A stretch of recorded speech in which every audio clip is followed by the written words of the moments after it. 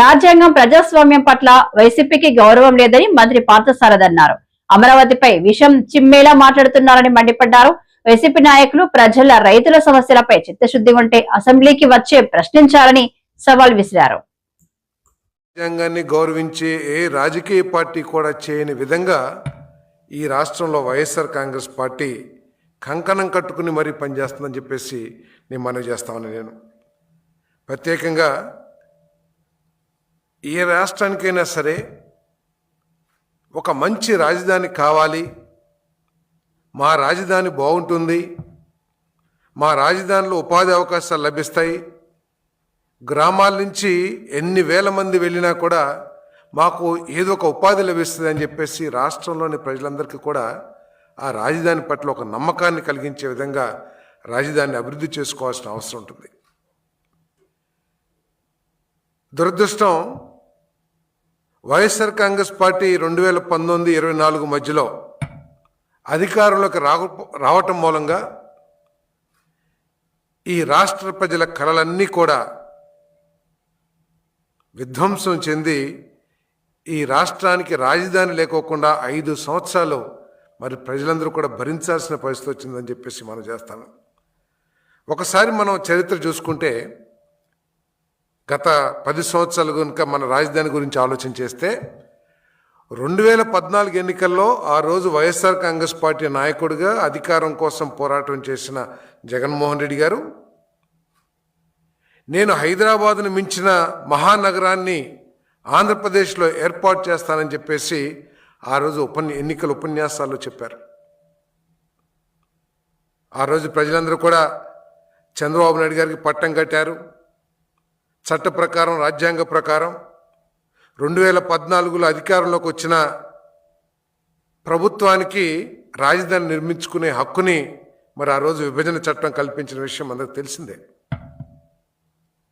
మరి ఆ రోజు అసెంబ్లీలో చంద్రబాబు నాయుడు గారు ప్రతిపాదించిన అమరావతి రాజధానిని మనస్ఫూర్తిగా నేను ఆహ్వానిస్తున్నాను, సపోర్ట్ చేస్తున్నాను అని చెప్పేసి చెప్పిన జగన్మోహన్ రెడ్డి గారు ఏ విధంగా చేశాడో, ఈ అమరావతిని ఏ విధంగా విధ్వంసం చేశారో ఒకసారి ఆలోచించాలని చెప్పేసి మనవి చేస్తాను. ఆ రోజు ఆ విధంగా మాట్లాడిన జగన్మోహన్ రెడ్డి గారు, అదేవిధంగా ఆ పార్టీ ముఖ్య నాయకులు ఈరోజు మాట్లాడుతున్న తీరు చూస్తూ ఉంటే హాస్యాస్పదం, అభ్యంతరకరం, జుగుప్సాకరం అని చెప్పేసి కూడా నేను మనవి చేస్తామన్నా. నేను చంద్రబాబు నాయుడు గారు 2014లో రాజధాని లేని రాష్ట్రానికి ముఖ్యమంత్రిగా ఎన్నికైన చంద్రబాబు నాయుడు గారు ఆ రోజు ఆయన నాయకత్వం పట్ల నమ్మకం ఉన్న 29,000 మంది రైతు సోదరులు వాలంటీర్గా ముందుకొచ్చి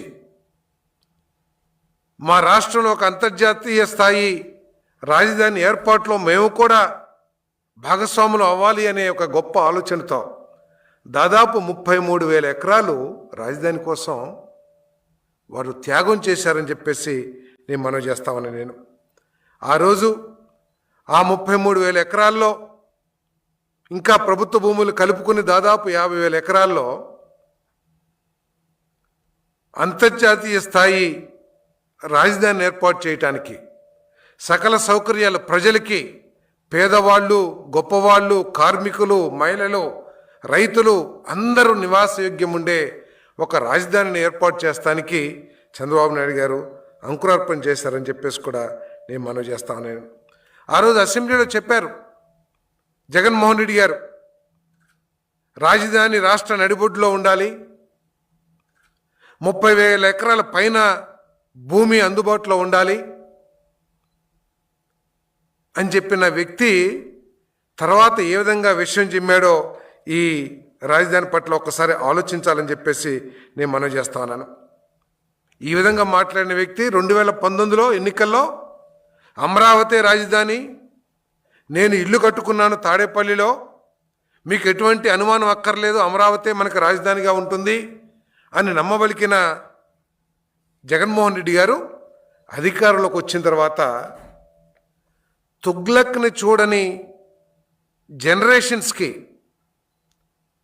తుగ్లక్ ఆలోచనలు నా ఆలోచనలాగానే ఉంటాయనే విధంగా ఆయన పరిపాలన ద్వారా మరి ప్రజలకి తుగ్లక్ను గుర్తు చేశాడని చెప్పేసి నేను ఈ సందర్భంగా నేను మనవి చేస్తా ఉన్నాను. నేను ఏదో సామెత ఉంది, ఊరందరిది ఒక దారి అయితే ఉలిపి కట్టది మరో దారి అని. ఈరోజు ఊరందరిది, రాజకీయ పార్టీలందరిది ఒక దారి అయితే విధ్వంసకారులది, పెట్టుబడిదారులది, పెత్తందారులది మరో దారి అనే విధంగా అధికారంలోకి వచ్చిన జగన్మోహన్ రెడ్డి గారు 3 రాజధానుల వాదనను తీసుకొచ్చారు. 3 రాజధానుల వాదన తీసుకొచ్చిన జగన్మోహన్ రెడ్డి గారు 5 సంవత్సరాల కాలంలో కనీసం ఒక్క రాజధానికైనా సరే ఒక ప్రణాళికను కానీ ఒక కార్యాచరణ కానీ ప్రకటించడం కానీ ప్రారంభించడం కానీ చేశారా అని చెప్పేసి నేను ఈ సందర్భంగా మనం అడుగుతా ఉన్నాను. నేను 3 రాజధానులు అని చెప్పేసి తన చేతకాని పరిపాలనని కప్పిపుచ్చుకోవటానికి ఎంతసేపు తన పత్రికల్ని, తన కార్యకర్తల్ని, పార్టీని వాడుకొని ప్రజల దృష్టి మరల్చడానికే ప్రయత్నం చేశారు తప్పితే ఎక్కడ కూడా మరి రాజధాని ఏర్పాటు చేస్తానికి ప్రయత్నం చేయలేదని చెప్పేసి మనం చేస్తాను. ఒక ప్రణాళిక లేకపోవటమే కాకుండా అమరావతిని ఎడారి శ్మశానాలతో పోలుస్తాం. అమరావతికి 33,000 ఎకరాలు ఇచ్చిన రైతుల్ని అవమానించటం, మరి ఆ అమరావతి రైతులు దాదాపు 5 సంవత్సరాలు కూడా ప్రపంచంలో ఎక్కడ హిస్టరీలో లేని విధంగా ఒక ఉద్యమాన్ని చేశారు మహిళలు, రైతులు అందరూ కూడా అని చెప్పేసి మనం చేస్తాను. ఎంతసేపు భ్రమరావతి, కమరావతి, లేకపోతే ఇన్సైడర్ ట్రేడింగ్, రకరకాల మాటలతో తనకున్న మందబలంతో, అసెంబ్లీలో తనకున్న బలంతో తన చేతకానితనాన్ని కప్పిపుచ్చుకుంటానికి ప్రయత్నం చేశారే కానీ ఎక్కడ కూడా రాజధాని ఏర్పాటు చేస్తానికి ప్రయత్నం చేయలేదని చెప్పేసి మనం చేస్తాను. ఇన్సైడర్ ట్రేడింగ్ మీద హైకోర్టు నుంచి సుప్రీంకోర్టు వరకు కూడా చివాట్లు పెట్టినా కూడా సిగ్గు రాలేదు ఆ పార్టీకి అని చెప్పేసి మనం చేస్తాను.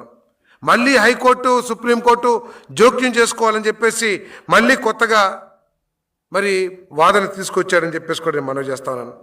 మరి ఆ రోజు వేలాది మంది రైతులు, మహిళలు దేవాలయం టు న్యాయస్థానం టు దేవస్థానం అని చెప్పేసి ఒక పాదయాత్ర కార్యక్రమాన్ని చేస్తే ఏ విధంగా అడుగడుగున అడ్డంకులు సృష్టించడమే కాకుండా పోలీసులతో వాళ్ళ మీద దౌర్జన్యం కానివ్వండి, లేకపోతే మ్యాన్ హ్యాండ్లింగ్ కానివ్వండి, ఆ కార్యక్రమాన్ని విచ్ఛిన్నం చేయడానికి ఏ విధంగా ప్రయత్నం చేశాడో ఒకసారి ప్రజలందరూ కూడా ఆలోచించాలని చెప్పేసి నేను మనవి చేస్తా ఉన్నాను. నేను మరి 2024 ఎన్నికలు వచ్చినాయి. మేమే అధికారంలోకి వస్తామని విర్రవీగిన వైఎస్ఆర్ కాంగ్రెస్ పార్టీ ప్రజల కోపాగ్నికి గురై కేవలం